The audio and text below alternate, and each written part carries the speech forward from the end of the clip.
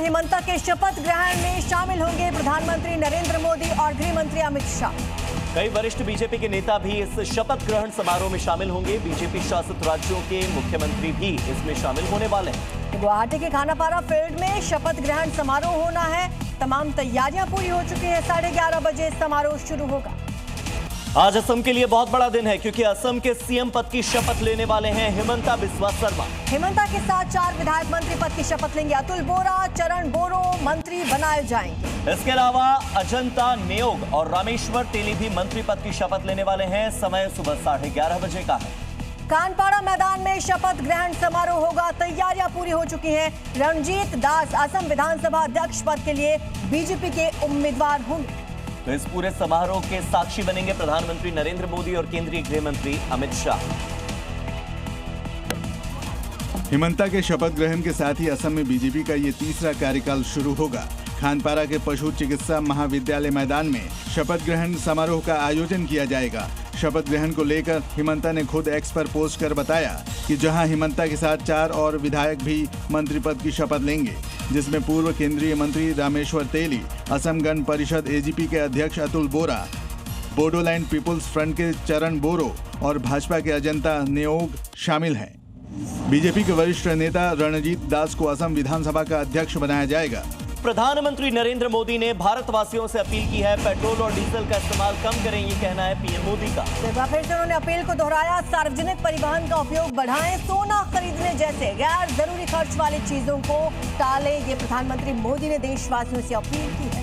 उन्होंने स्वदेशी को बढ़ावा देने की अपील भी की। पीएम मोदी ने कहा कि हमें वोकल फॉर लोकल की तरफ जाना चाहिए। वो कह रहे हैं कि स्वदेशी भारत में बने हुए उत्पादों पर हमें खर्च करना चाहिए।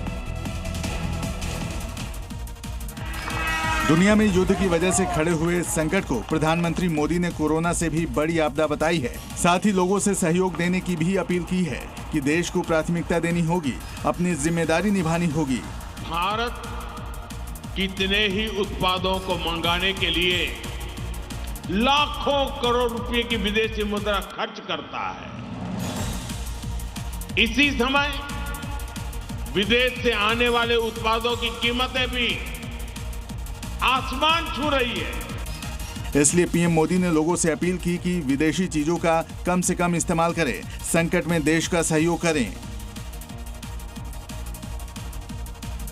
और नमस्ते सीमा, अब आपको दिखाते हैं अलग अलग राज्यों से आज सुबह 5 कौन सी बड़ी खबरें आई।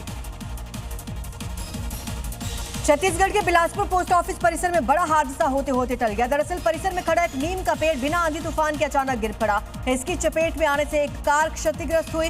बिजली के तार टूटकर जमीन पर गिर गए, जिससे लोगों में अफरा तफरी मच गई। उत्तर प्रदेश के जालौन में एक कार में अचानक से आग लग गई। देखते ही देखते आग विकराल होती चली गई, पूरी कार जलकर राख हो गई। हालांकि गनीमत ये रही कि समय रहते कार सवार लोग नीचे उतर गए, जिससे कि बड़ा हादसा होते होते टल गया। यूपी के कानपुर में सामुदायिक स्वास्थ्य केंद्र से बच्चा चोरी का मामला सामने आया, लेकिन समय रहते परिवार वालों ने महिला का पीछा किया, उसे पकड़ लिया। दरअसल महिला खुद को स्वास्थ्य कर्मी बताकर मां से बच्चा मांगकर भागने लगी। इसके बाद परिवार वालों को शक हुआ तो उसका पीछा किया और उसे पकड़ लिया गया।